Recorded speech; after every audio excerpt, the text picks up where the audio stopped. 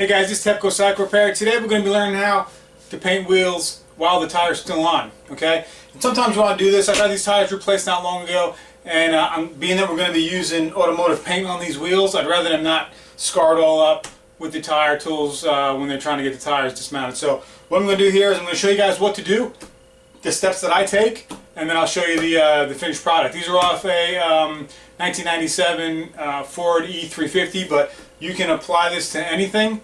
If you're doing it, I've done it a bunch of times on motorcycle wheels, and what you do with the motorcycle wheels, you just take a tie down and wrap it around the tire so you can suspend the tire up in the air. So when you get everything all done and cleaned up, you can go ahead and hang it from the ceiling and spray both sides of the wheel. So the first thing that I already did this yesterday, is I scrubbed it all clean while it was just taken off of the van. I scrubbed all in here really good. I scrubbed this real good. I took a brush and got around the edge. We're going to be masking it all up right inside of here. The next thing I'm going to do right now is going to take some lacquer thinner, and I'm going to go ahead and wipe down the wheel and make sure I get any grease and grime off and get it all cleaned up really good. You don't want any contaminants on there, especially if it's a wheel that had a lot of armor all and stuff put on it. You don't want any of that on the rim. So I cleaned it up. I used Purple Power on it, diluted Purple Power, about, I don't know, 70% water, 30% Purple Power, sprayed it down, scrubbed it with that. That's what I cleaned it with first. So now I'm going to take the lacquer thinner on a paper towel, and I'm just going to wipe every little area, nook and cranny, and get everything I can up with the lacquer thinner. So let me get on that.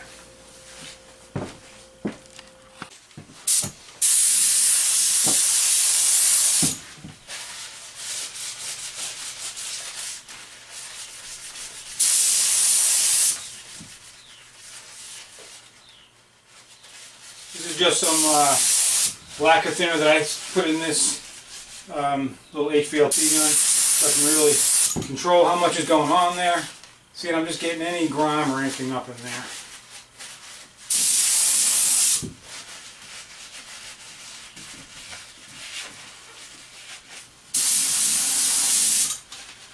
Now, this is not the ideal place to paint wheels and to do body work, but that's what I got. Some of you guys will be doing this stuff outside, so pay attention to how much tree leaves are falling down and stuff like that. Try to get the cleanest area you can. This shop, when I put it together originally, I put it together to paint in because I did auto body for years, and I have an exhaust fan set up in the wall here just for pulling the fumes out. And I had it set up for just doing auto body, but I got more mechanic work than auto body work. And with this small area, I felt it was better just to do mechanic work in it. So, small engine stuff, I just do this on the side. So, it's just set up pretty good for doing little things like this. But all the dirt and stuff you get from the dirt bikes and working on things and tires off your dirt bike tires and all is really not good. So I keep the exhaust fan really low so it doesn't suck up anything off the floor. But let me keep wiping this thing down, guys, and I'll show you the next step. Alright, so the next thing I'm going to do is I'm going to go ahead and sand it down. I have some 320 grit. Now remember, these wheels are already painted, okay? We're not spraying bare wheels. If you were doing bare wheels, you'd want to do some more sealer stuff too. If you want to spray it with sealer and that kind of thing. Because they're already painted, I'm just sanding them down with 320 just like it's a regular painted car. Alright, so we're going to try to get around all the big areas here with this, and then we're going to hit it with Scotch-Brite pad, okay? So let's just start off with hitting it all with the large surfaces here. Make sure you get all the way down to the nooks and crannies. Remember, you want everything to kind of look like a piece of slate. You don't want it to be shiny and glossy. You want to make sure that you get it scuffed. So the scuff pad is going to help out in a lot of the little nooks and crannies in here. But anywhere you leave it shiny is a place where it's not prepped and the paint's not going to stick there, okay? Now around the area it may help it stick, but it's a problem area you don't want to have on your mind that you should have scuffed, okay? So take your time in this part and get it all scuffed up good.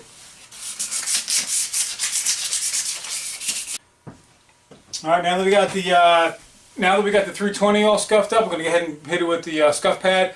And this is a Scotch-Brite 3M Scotch-Brite pad. So, just going to get all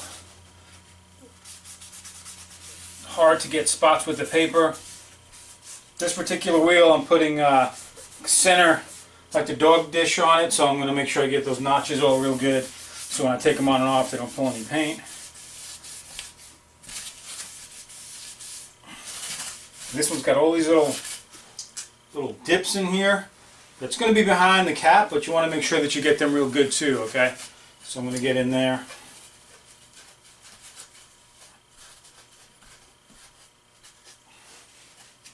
Make sure you get around the valve stem really good. Because the valve stem, if you're leaving the valve stem in, you want to make sure that you get around the edge of it, so kind of pull it to the side, get under there good, get behind it. You know, just make sure you get all in around it good, so right where the valve stem is touching the rim, you want to get that scuffed too.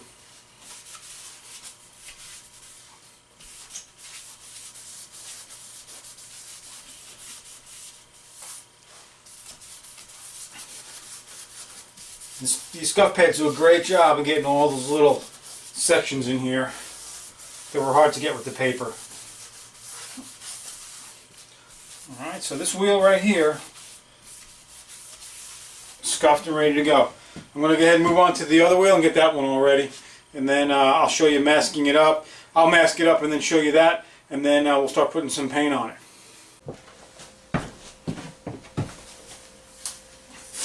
So I wiped the edge of the tire right where it meets the rim with some lacquer thinner just to get it nice and clean. And you're just going to work the tape all the way around it. You want to get it tucked in good so you don't paint your tire. Okay guys, and this is what I'm using right here. I'm using some top coat, just single stage PPG Deltron stuff. For you true auto body guys, you know how old this is, but somehow it's still working. Also, I'm using some Keystone Automotive urethane reducer and some Finish One hardener, and mixing this 4 to 2 to 1. Okay, and so let me get it mixed up. All right, I got it mixed up. I'm just going to go ahead and pour it through the strainer. Get this to behave.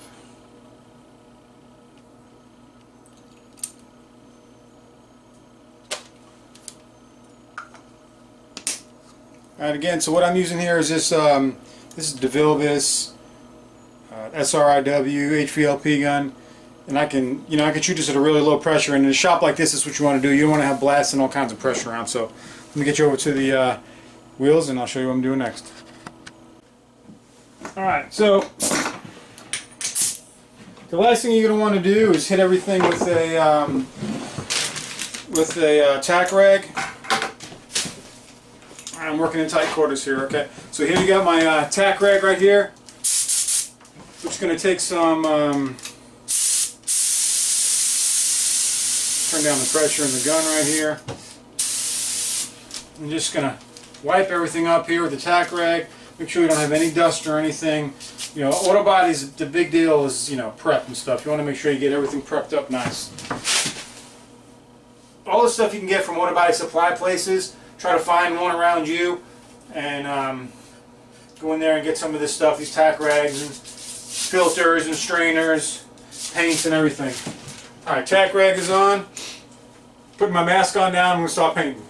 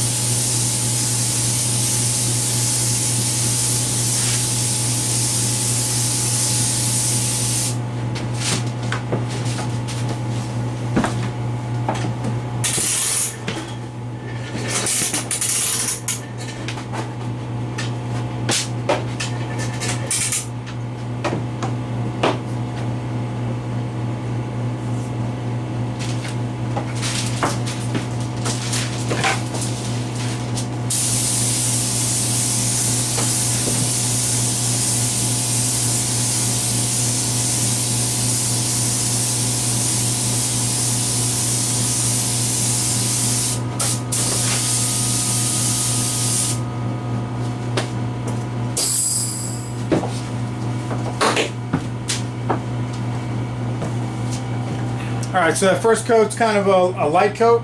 We're going to let that sit up for a good 12 to 15 minutes. Then I'm going to put the next coat on, and then I'm going to follow up the third coat with about 8 to 10 minutes after, between the second and third. So let me let this one set up. Alright, time for the last coat.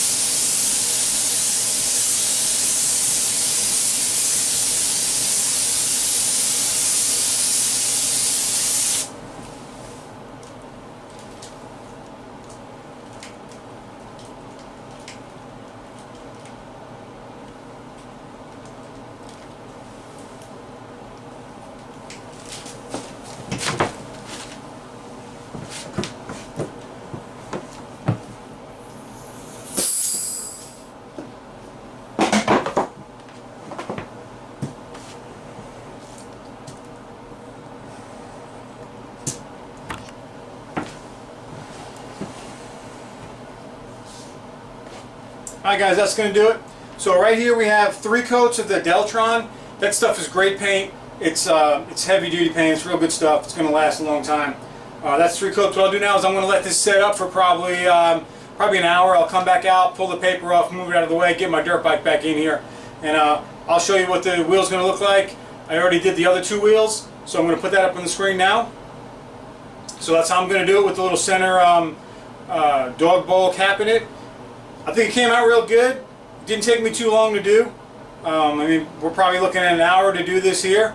So, you know, don't be afraid to do it, especially in a little tiny shop like this. This is all I got to work with, so this is where I do all my stuff. This is what they look like, all done. They've been sitting for maybe 10 minutes after my last coat, so not too bad, looking good. So guys, hopefully you like this and you can learn something out of it. And until next time guys, make sure you like, subscribe, and share. It's Tepco Cycle Repair.